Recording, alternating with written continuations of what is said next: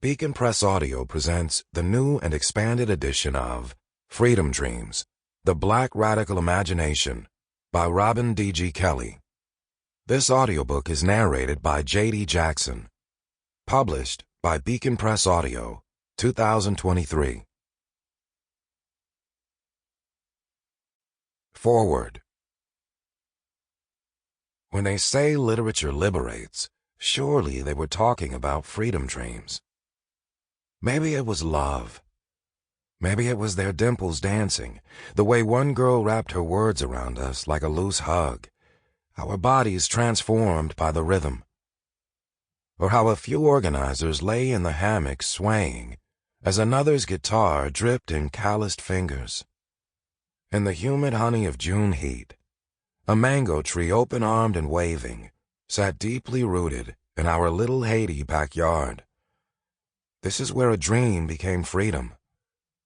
Shades of sweat gathered beneath shiny brazen green leaves, the people singing, catching the breeze like a spirit. We were timeless and no longer fighting. A premonition or an image that felt familiar came like a shoulder tap in my heart's eye.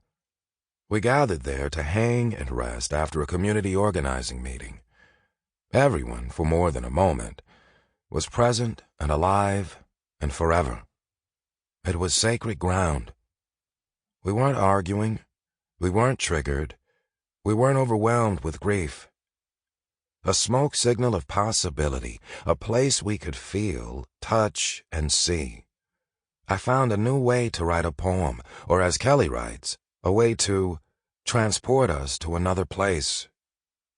Where power seeks to obstruct and exploit language, Robin D.G. Kelley creates room for the unlanguageable. This book is a profound testament to the enduring dimension of our imaginations and the poetry of our organizing. 20 years later, the truths revealed remain relevant and necessary, especially in the thick, paralyzing despair of a global pandemic. Many are disconnected from one another. A people socialized on social media, constantly inundated with gross injustices all over the world, and the final frontier of our movements becomes the mind. We are being initiated into the visions of those who have struggled before us. Abolition, universal health care, global solidarity, and environmental justice. We are the dreaming.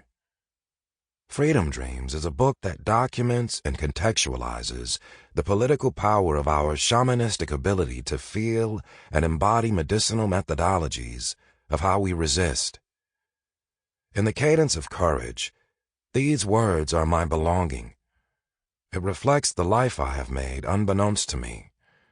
A blues surrealist poet marooned in the movement for our being.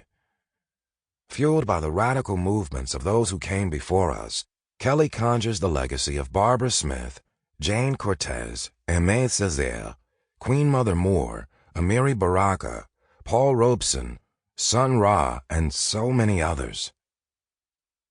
We are what we are fighting for, right now. As we demand presence and awareness, we are the freeing. Who are we without war, poverty, violence, police, and prisons? Who would we be if money wasn't our concern? If love was our currency, how would we distribute it? How do we value the unseen? I have spent my life traversing the tenses of time, the lettered language of the heart and mind. As our movement is busied by the struggle for our material conditions, I have obsessed over the immaterial needs of our people. Poetry is where I've gone to meet the edges of myself, to touch the currents and vibrations of our experiences and perceptions. I was carved out of the flesh and blood of Black people who breathe poetry, the pain of being here and nowhere, a cause to live our most intimate lives. We are the dreaming, an intervention organizing by way of presence. Years later, beneath the same mango tree, I watched Ntozake Shange glow back and forth in an old wicker rocking chair, with a cigarette between her polished fingers like a wand. Her smile was an heirloom we all carried close, The last poets sipping cold brew, flirting with the past, leaning in the groove of now. DJ Rich Medina spinning the soundtrack to a dream manifest, conducting light in our hips and hands. The people were fed and full of imagination. Sonia Sanchez lecturing love in our living room with movement lessons, inspired by the stories of African and indigenous ancestors who were driven to the swamps and developed sovereign communities during the horror of American slavery.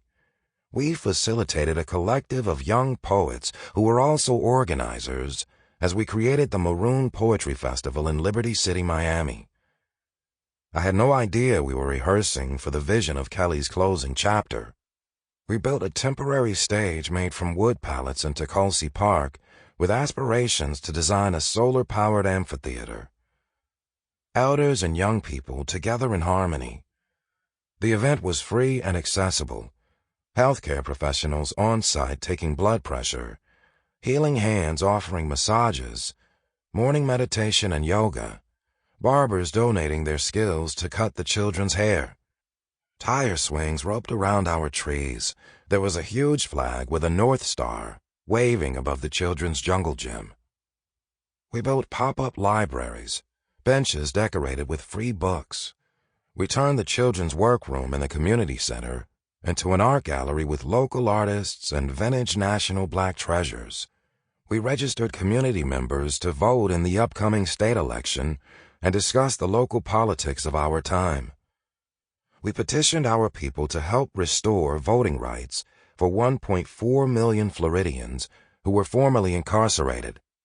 Huge banners of Emory Douglas posters billowed in the field as he discussed the revolutionary function of art with the people. It was surreal.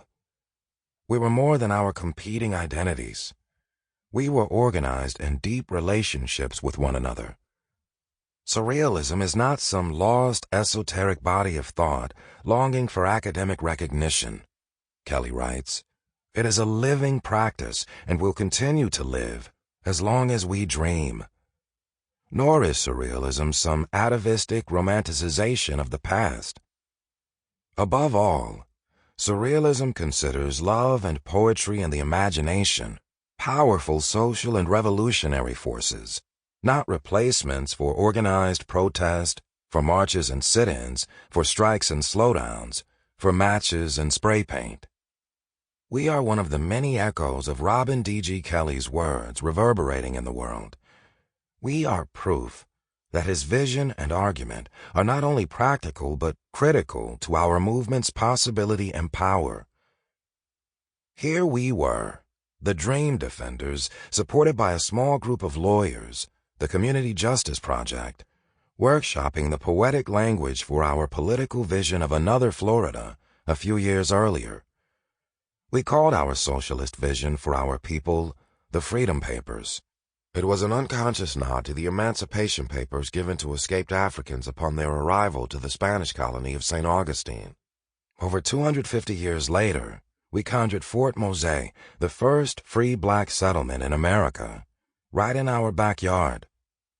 Except, we defined freedom for ourselves, the freedom to imagine and struggle for alternatives, freedom from police, prisons, and poverty, freedom of movement, freedom of mind, freedom to be, etc.